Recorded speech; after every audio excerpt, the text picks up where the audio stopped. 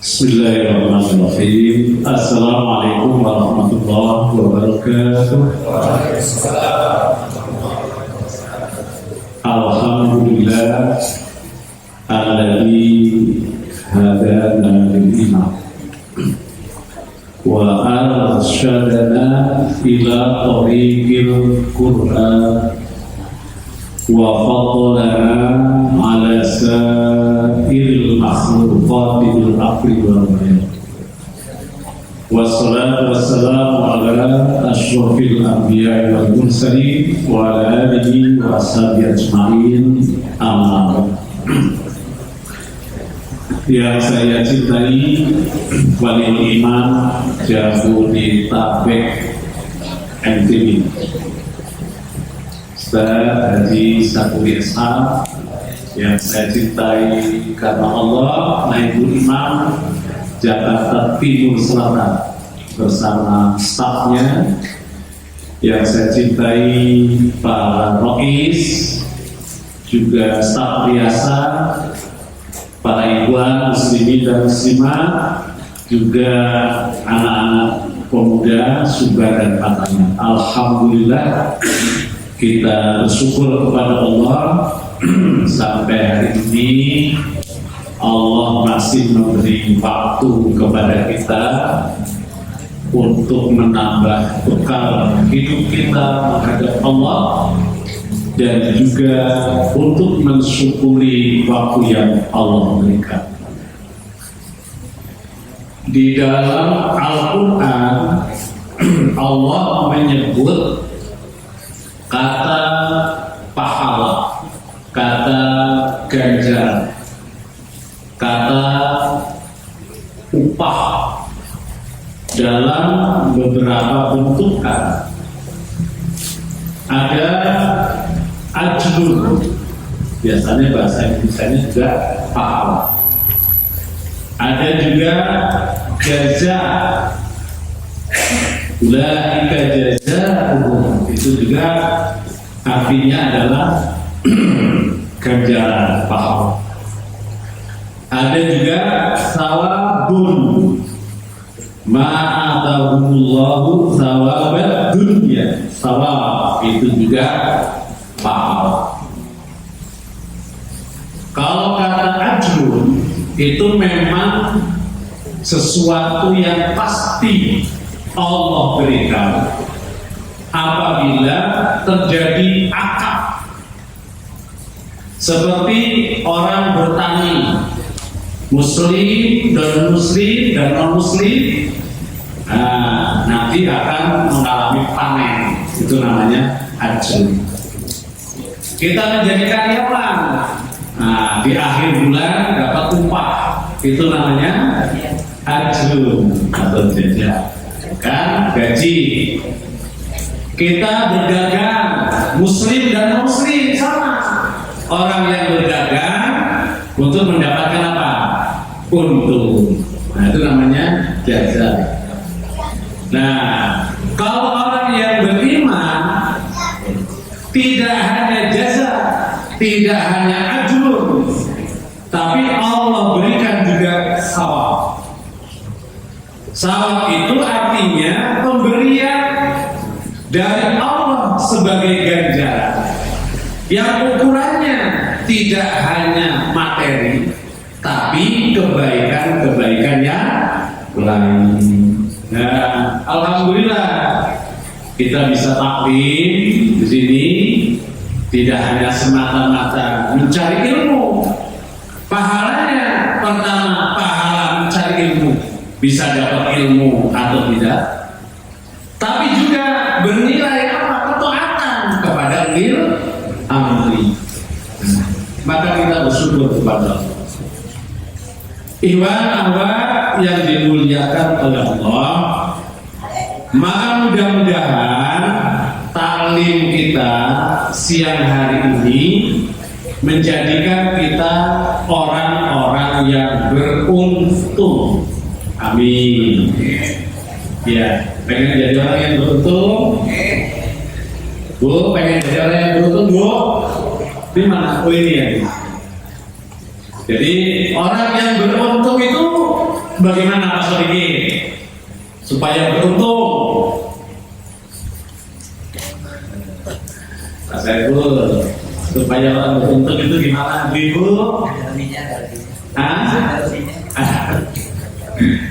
Supaya kita beruntung, maka baca surat Wal Asri, kan?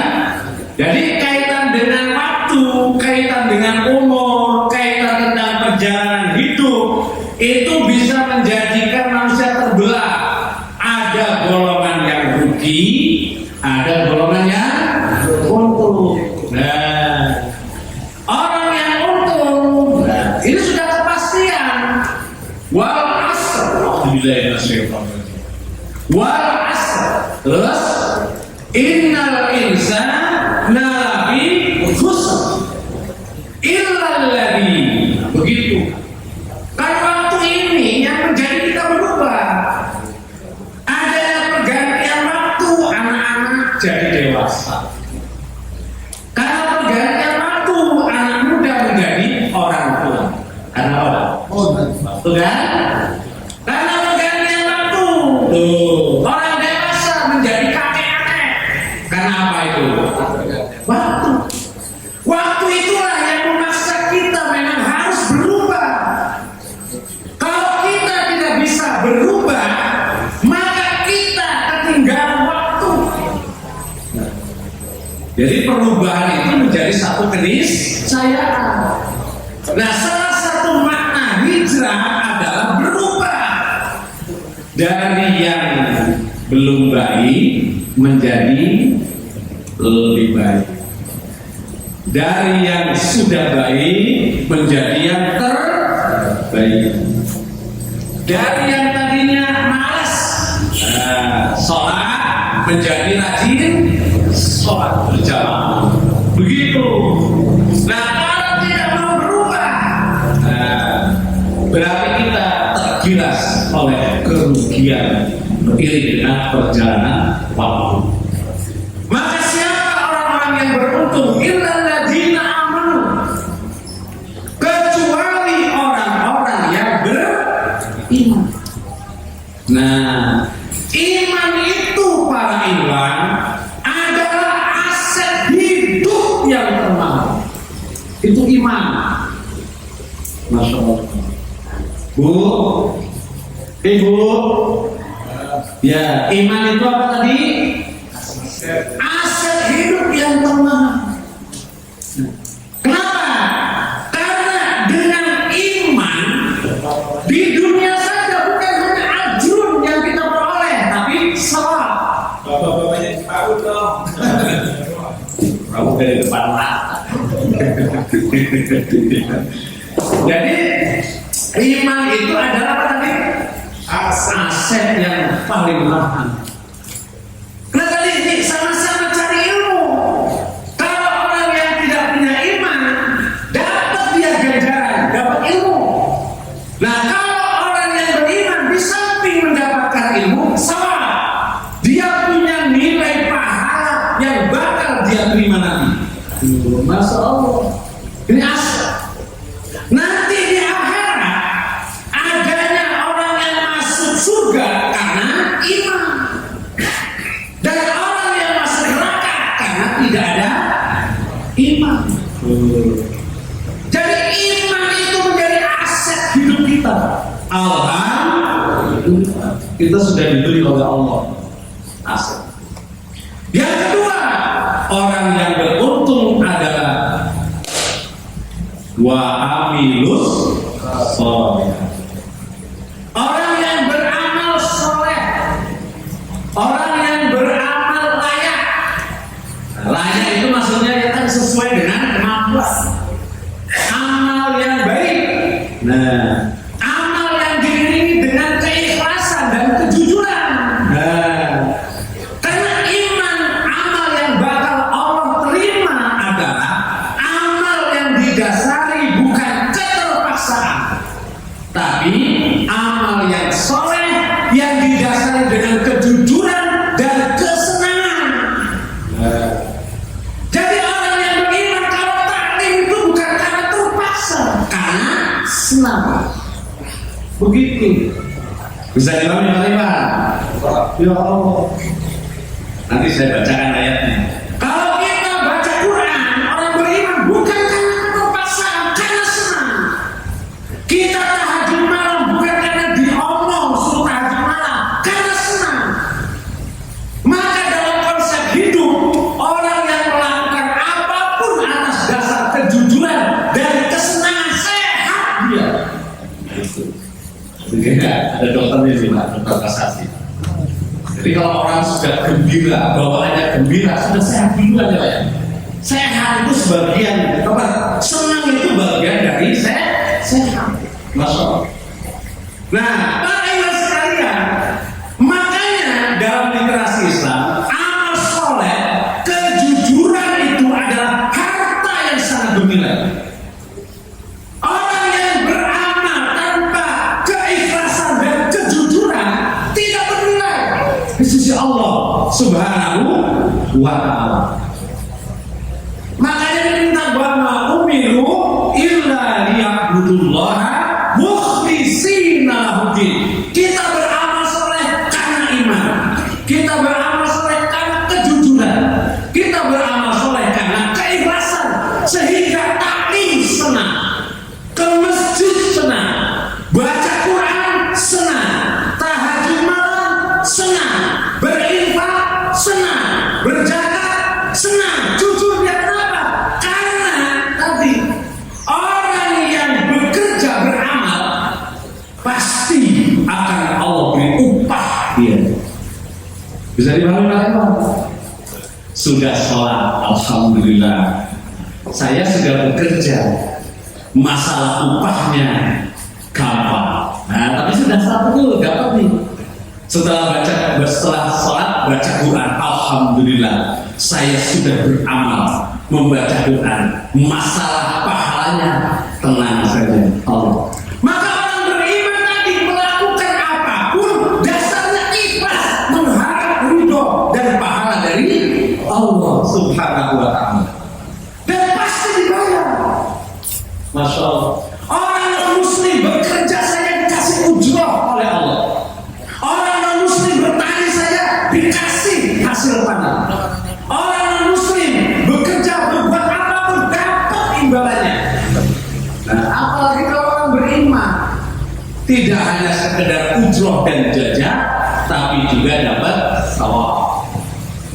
Makanya kejujuran bagi orang beriman, keikhlasan adalah harta yang paling bernilai. Kalau iman aset yang luar biasa, kalau kejujuran adalah apa yang apa yang harta yang paling bernilai. Wa tawassaw bis sabr. Kita dituntut oleh Allah untuk saling menasehati dalam kesabaran. Kenapa Pak Iwan? Karena sabar itu adalah senjata yang paling ampuh. Sabar itu senjata yang paling ampuh untuk menghadapi hidup ini. Orang sakit berpahala karena apa Pak Iwan? Sabar. Seorang istri taat kepada suami, sabar. Ya kan? Senjata paling ampuh. Maka Rasulullah SAW kagum sekali dengan orang-orang beriman. Salah satunya karena dia punya senjata hidup yang paling ampuh. Apa tadi? Sabar. Masya Allah. Talim itu bisa dilaksanakan secara ikhlas atau tidak ikhlas, tergantung kesabaran kita. Menjadi makmum taat kepada ulil amri itu juga tergantung kesabaran kita. Kadang-kadang ujiannya berat, ya kan? Kenapa orang gak taklim? Bersabar dia dalam taat ulil amri. Kenapa dia tidak taklim? Bersabar dia menjalankan perintah Allah. Kesabaran itu bagi orang yang beriman adalah senjata yang paling ampuh. Sholat berjamaah butuh kesabaran. Istiqamah baca Quran butuh kesabaran. Orang dikatakan tahajud malam, orang yang salih butuh kesabaran. Orang beriman butuh kesabaran. Karena kesabaran adalah senjata senjata yang paling ampuh. Nah, itu prolog. Berapa menit? 10 menit. 15 menit lagi. Ya, baik Pak Iwan. Untuk 15 menit kembali ke tema. Kita akan buka surat, ini landasannya Al-Baqarah 218. A'udzu billahi minasy syaithanir rajim. Ayo.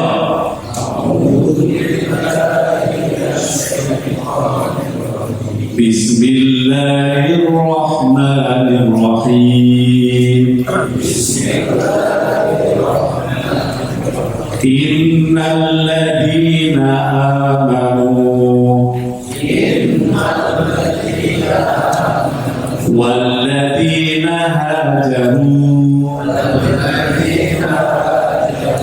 wa jahadu fi sabilillah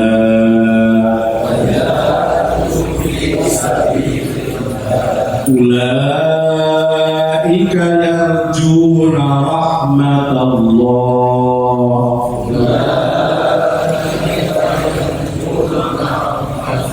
wallahu ghafurur rahim.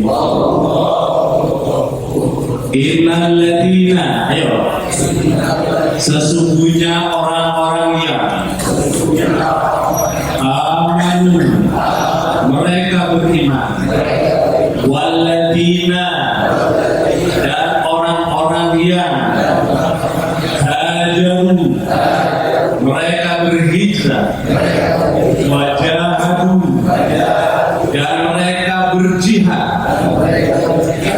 fi sabilillahi, di jalan Allah. Ulaika, mereka itulah yarjuna, mereka mengharapkan rahmatallahi, rahmat Allah. Wallahu, dan Allah itu Ghafurun, Maha Pengampun, Rahimun, Maha Penyayang. Surat apa? Al-Baqarah 200. Di situ disebutkan ulaika yarjuna rahmatallah. Ini bahasa yang sangat alami. Jadi kalau orang yang beriman, kita sudah sholat 5 waktu, umpama ya, nah, pasti masuk surga. Karena begitu kan dalilnya.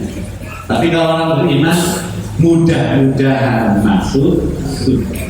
Mulai kayak kita membaca Quran, ada nggak jaminan dapat pahala? 1 huruf 10 kebaikan. Tapi nggak mau pahala pasti sudah banyak. Tapi gimana kalimatnya? Mudah-mudahan dicatat sebagai amal soleh. Itu bahasa yang tahu. Bahasanya sebenarnya orang yang beriman, orang yang berhijrah, orang yang berjihad di jalan Allah, pasti mereka orang yang bakal mendapatkan kasih sayang Allah. Jadi kalimatnya begitu sebenarnya. Makanya tidak salah kalau Imam Muhammad Samsuddin As-Sa'di berkata, 1 ayat ini menggambarkan 3 kelompok manusia yang akan hidup bahagia. 3 kelompok manusia yang akan hidup bahagia. Pertama, orang yang beriman. Yang kedua, orang yang berhijrah. Yang ketiga, orang yang berjihad. Ada berapa kelompok? 3. Kelompok yang bagaimana? Yang akan bahagia. Pertama, orang yang beriman. Yang kedua, orang yang berhijrah. Yang ketiga, orang yang berjihad di jalan Allah. Bagaimana kebahagiaan orang yang berhijrah? Para ulama memberikan definisi dan membagi hijrah pada 2. Hijrah makani, hijrah dari satu tempat ke tempat yang lain. Yang satu hijrah maknawi. Artinya merubah dari yang tidak baik kepada yang baik. Berubah, perubahan kepada yang lebih baik itu adalah hijrah. Nah, orang yang mau berubah menjadi yang lebih baik dalam kebenaran, dia orang yang salah satunya bakal bahagia dunia dan akhirat. Bagaimana janji Allah kepada mereka yang mau berhijrah? Ikuti. A'udzu billahi minasyaitonir rajim. Ayo.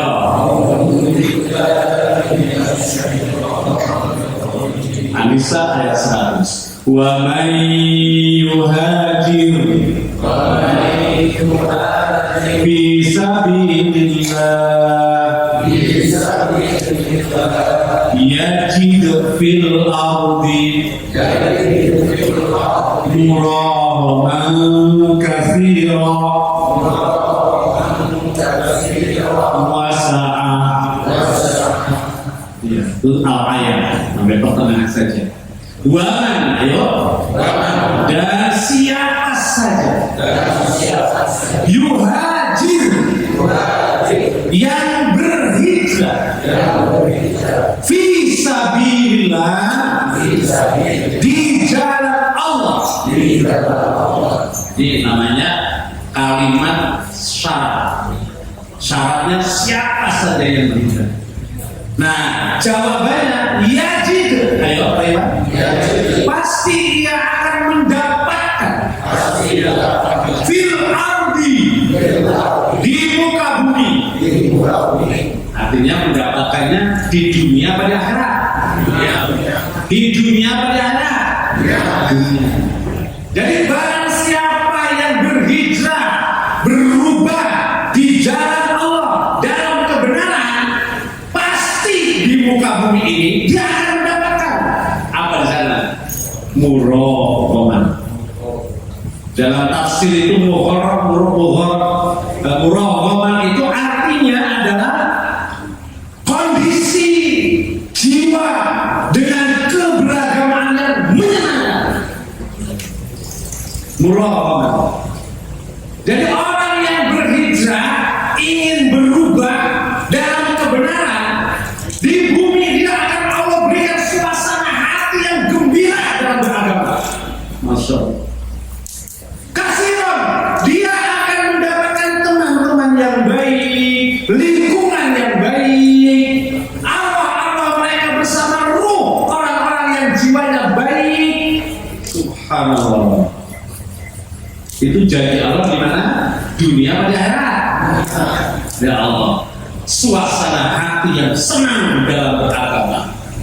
Yang kedua, dipertemukan dengan orang dan lingkungan yang baik. Wasa. Nah, dan Allah berikan rizki yang luas. Allah berikan rizki yang luas. Rizki tidak sebatas material. Sehat itu rizki, umur panjang itu rizki, keluarga itu rizki, anak-anak itu rizki, semua fasilitas yang menyenangkan kita, semua adalah rizki dari Allah Subhanahu wa Ta'ala. Ini landasannya. Pertama tadi surah Al-Baqarah ayat 200. Yang kedua An-Nisa ayat.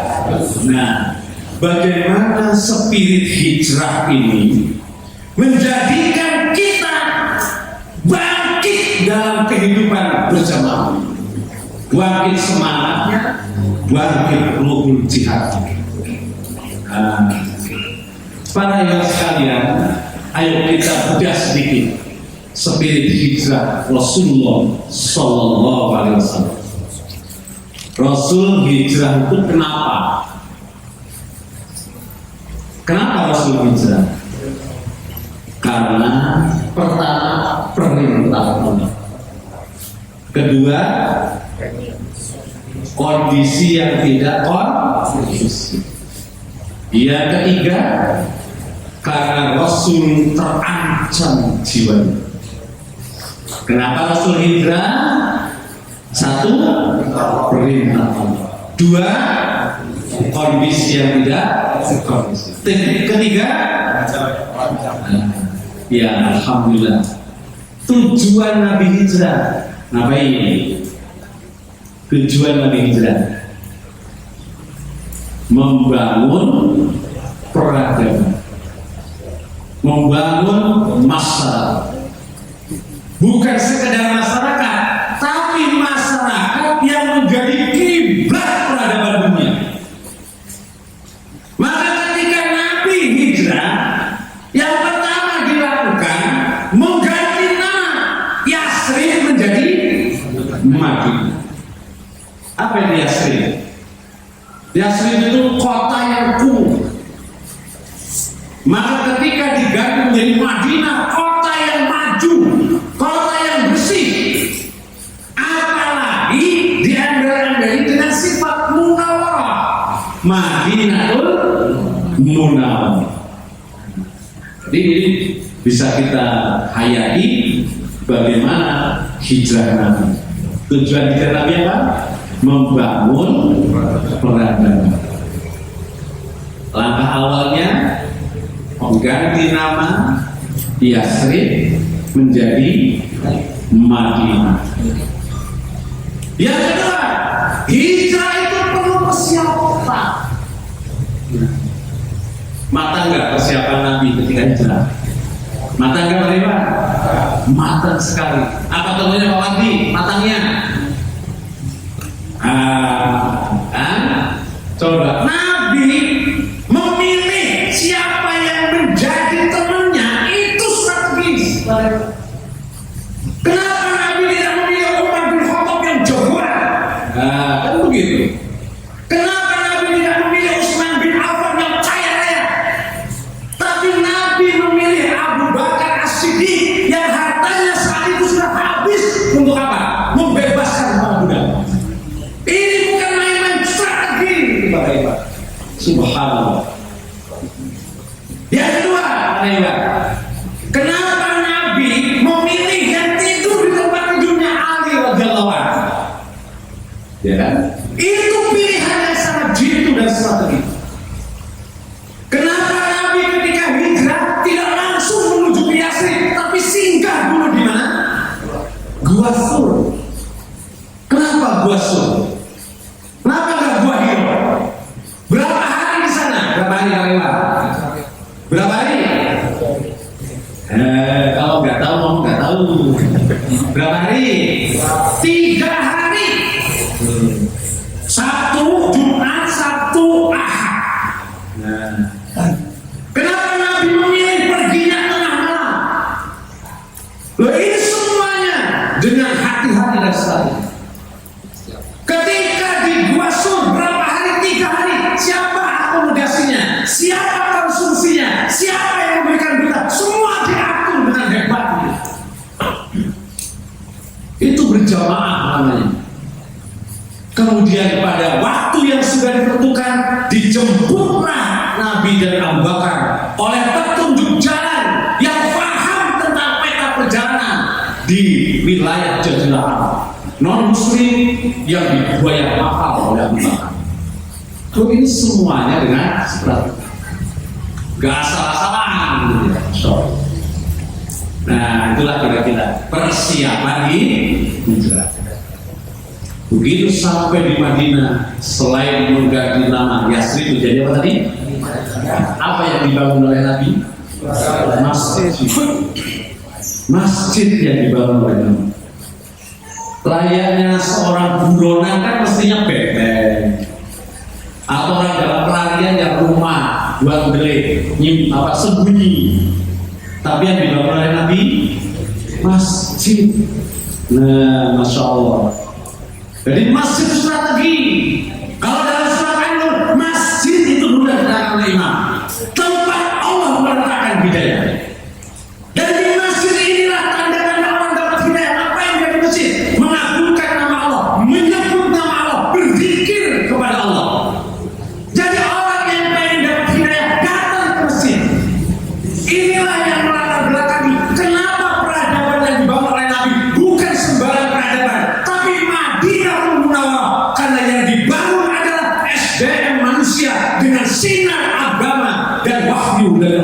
Munawwarah, Madinah, Masjid Munawwarah. Subhanallah. Yang ketiga, setelah masjid, apa yang dibangun oleh Nabi? Sufah. Sufah itu kalau kita sekarang umroh masih bisa melihat di belakang roboh itu ada tingkatan tanah yang tinggi katanya. Itu sufah.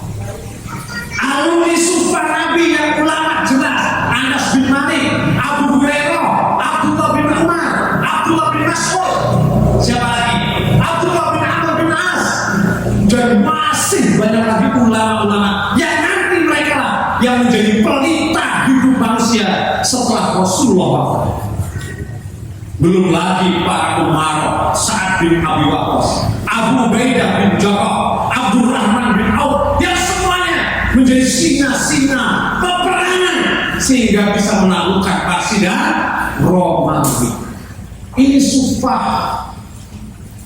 Makanya diarahkan ibadah belajar sekolah. Ya kalau tidak bisa sekolah bisa diangkat bersama di niaga. Karena memang peradaban ini perlu skill keilmuan. Baru yang ketiga, yang keempat, ta'af. Nabi mempersaudarakan antara muhajirin dan kenapa? Karena membangun peradaban nggak bisa kelompok saja, sekelompok saja nggak bisa. Tapi membangun peradaban adalah semua lini aspek kehidupan dibangun bersama-sama dengan segala skill kemampuan. Maka basicnya adalah Al-Quran. Toh pada akhirnya ahli teknologi, ahli pertanian, ahli mesin, ahli dagang, ahli bisnis, semuanya karena dibutuhkan untuk membangun peradaban. Subhanallah, luar biasa itu kalau kita ayat. Ya kan? Baru setelah itu sering didengar-dengar membangun piagam, ya sering disebut begitu. Padahal perjanjian baik muslim maupun non-muslim. Artinya apa? Islam itu bisa tampil bersama siapa saja di medan mana saja. Karena jelas mana yang prinsip itu adalah akidah dan mana yang muamal. Dalam Islam itu begitu jelas. Nah, inilah kira-kira spirit hijrah mengisi kehidupan berjamaah. Maka mau tidak mau setelah kita berjamaah bukan awal dan akhir segalanya, tapi kita berjamaah adalah untuk beramal soleh yang seluas-luasnya. Dengan kita beramal, sesungguhnya kita sedang membangun kemuliaan diri. Karena setiap pekerjaan pasti mendapatkan upah, dan tidak ada orang yang mendapatkan upah kalau dia tidak beramal dan tidak bekerja. Upah bagi orang yang beriman tidak hanya ajrun di dunia, tapi sawab di dunia dan sawab di akhirat. Tidak merugi orang yang selalu beramal. Mudah-mudahan kita termasuk orang-orang yang berjihad, bersungguh-sungguh beramal, melaksanakan perintah, larangan, dan menjauhi dari Allah Subhanahu wa Ta'ala. Amin ya rabbal alamin. Assalamualaikum warahmatullahi wabarakatuh.